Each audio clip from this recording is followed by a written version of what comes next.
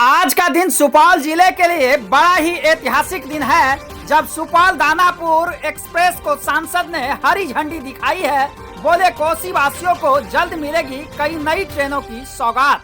Supaul station से आज शुक्रवार को सुपौल दानापुर पुणे एक्सप्रेस को सांसद दिलेश्वर कामत ने हरी झंडी दिखाकर रवाना किया है। गाड़ी संख्या 11402 सुपौल दानापुर पुणे एक्सप्रेस सुपौल से 14:30 पर खुलकर विभिन्न स्टेशनों पर रुकते हुए 22:45 पर दानापुर पहुंचेगी। यहां से यह 23:15 बजे खुलकर अपने निर्धारित ठहराव एवं समयानुसार रुकते हुए 4 बजे पुणे पहुंचेगी।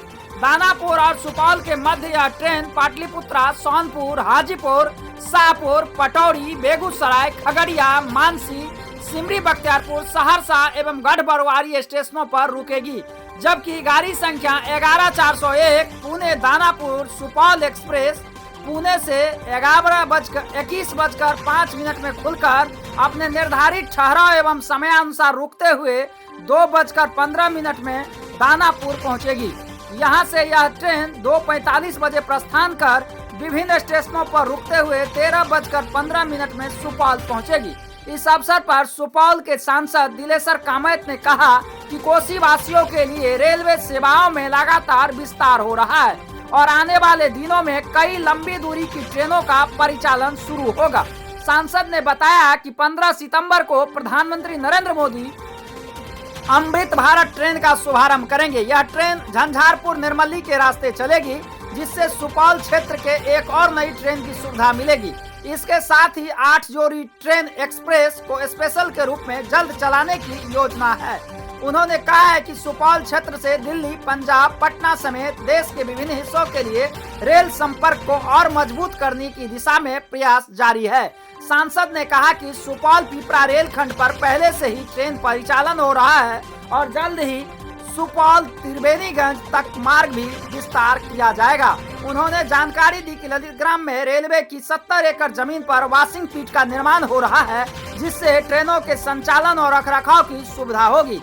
इसके अलावा निर्मली से फारबिसगंज रेलखंड पर दोहरीकरण सहित अन्य योजनाओं पर काम होना है। सांसद ने उम्मीद जताई कि भविष्य में राजधानी एक्सप्रेस ट्रेन जैसी प्रमुख ट्रेनें भी इस मार्ग से होकर गुजरेगी। उन्होंने यह भी कहा है कि नरकटियागंज न्यू जलपाईगुड़ी ट्रेन भी जल्द चलेगी। इसका ठहराव फिलहाल झंझारपुर सरायगढ़ में दिया गया है, लेकिन निर्मली में भी ठहराव की व्यवस्था की जाएगी। निर्मली स्टेशन को जोड़ने की पहल पर रेल मंत्री से बातचीत की जा रही है। मौके पर जदयू जिलाध्यक्ष राजेंद्र प्रसाद यादव, भाजपा जिलाध्यक्ष नरेंद्र ऋषिदेव, पूर्व जिलाध्यक्ष नागेंद्र नारायण ठाकुर, संतोष प्रधान, विजय शंकर चौधरी और खोखा बाबू, पूर्व जिला उपाध्यक्ष गौरव कुमार सहित एनडीए के अनेक कार्यकर्ता व स्थानीय रेल यात्री मौजूद रहे। मौके पर मौजूद कई लोगों ने नई ट्रेन सुविधा मिलने पर खुशी जताई है।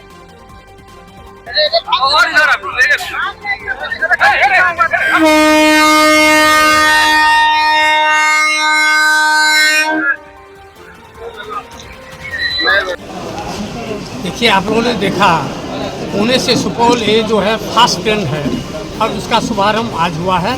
माननीय हमारे रेलवे मंत्री श्री अश्विनी जी को मैं धन्यवाद देता हूं, उसके प्रति आभार प्रकट करता हूं कि मैंने उनसे कहा था एक दूरगामी ट्रेन आप दीजिए और सुपौल से उसको परिचालित किया जाए। उन्होंने 2 तारीख को मुझे पत्र लिखकर अवगत कराया, जो आपको पुणे से लेके दानापुर होते हुए सुपौल को एक हम गाड़ी दे रहे हैं और यह नियमित गाड़ी चलेगी और यह फास्ट ट्रेन है। दूसरी, इसके बाद जो है अमृत भारत ट्रेन एक और हमको मिलने वाला है। इसके अलावे हमको इस सुपौल होते हुए पटना जाने के लिए, उधर सरायगढ़ और राघोपुर जाने के लिए, उधर आपको फारबिसगंज से दरभंगा की ओर जाने के लिए भी बहुत सारी ट्रेनें हैं, जिसमें पटना जाने के लिए भी है, दिल्ली जाने के लिए भी है और पंजाब जाने के लिए भी है।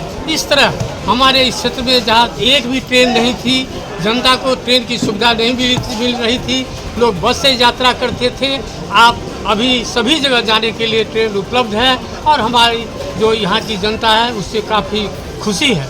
और इतना ही नहीं, अभी मैंने कहा था जो वो आपको ललितग्राम में लगभग 70 एकड़ ज़मीन रेलवे की है, उसका यूटिलाइजेशन किया जाए।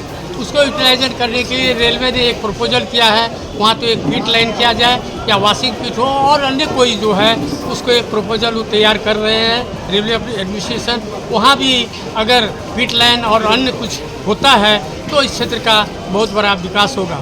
डबल लाइन, क्योंकि आपको जो है फारबिसगंज से लेकर के अब इधर दिल्ली जाने के लिए और अन्य भागों में जाने के लिए भाया दरभंगा बहुत सारी ट्रेनें उसमें चलेगी, इसलिए आपको सकरी से लेकर के उधर फारबिसगंज तक डबल लाइन का स्वीकृति मिल चुका है, उसके लिए भी फंड मिल चुका है, वो अभी मिलने वाला है।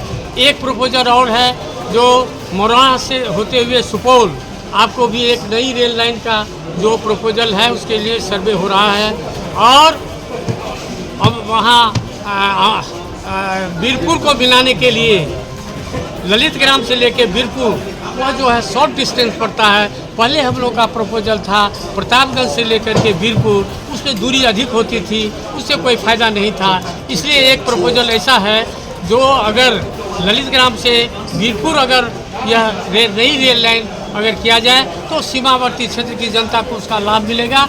उसके लिए रेलवे बोर्ड तत्पर है और सर्वे के लिए पैसा भी दे चुकी है, तो मैं उम्मीद करता हूँ वो अभी लाइन हम लोगों को मिलने वाला है।